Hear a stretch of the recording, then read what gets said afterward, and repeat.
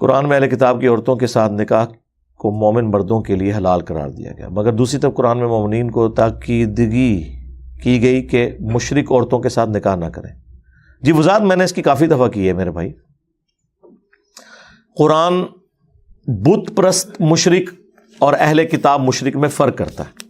سورۃ البقرہ میں آیا نا کہ آپ نکاح نہیں کر سکتے مشرکہ کے ساتھ، لیکن سورہ المائدہ فائنل سورت ہے۔ سورہ بقرہ تو غزوہ بدر کے فوراً بعد نازل ہوئی ہے نا، سورہ مائدہ جو ہے وہ شریعت محمدیہ کے فائنل احکامات ہیں۔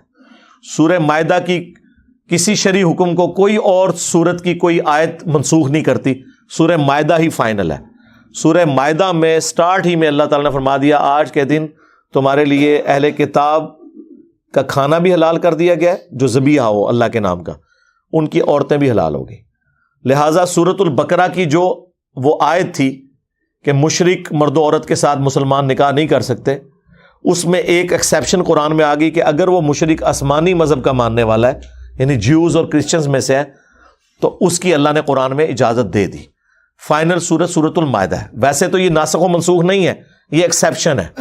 وہ حکم آج تک باقی ہے کہ مشرک کے ساتھ نکاح نہیں ہوگا، لیکن اس مشرک سے مراد ادر دین اہل کتاب ہے۔ ایک صحابی کا تفرد ہے اس میں، عبداللہ بن عمر کا۔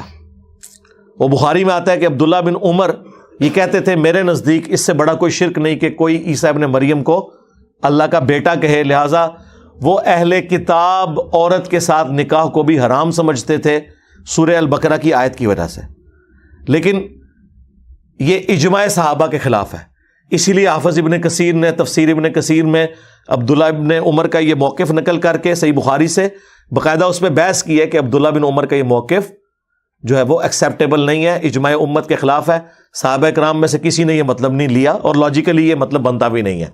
یہ عبداللہ بن عمر کو یہ بات پتہ ہونی چاہیے تھی، یقیناً انہیں پتہ ہوگی، اوور لک ہو گئی کہ اگر قرآن یہود و نصارہ کے شرک کا ذکر خود کر رہا تھا، لقد کفر الذین قالوا ان اللہ هو المسیح ابن مریم، اور لقد کفر الذین قالوا ان اللہ ثالث ثلاثہ، تو قرآن تو خود مان رہا تھا کہ جیوز اور کرسچنز شرک کر رہے ہیں، اس کے باوجود اللہ تعالیٰ نے جیوز اور کرسچنز کی عورتوں کے ساتھ نکاح کی اجازت دی، تو مراد یہ کہ وہ اہل کتاب مشرک ہے۔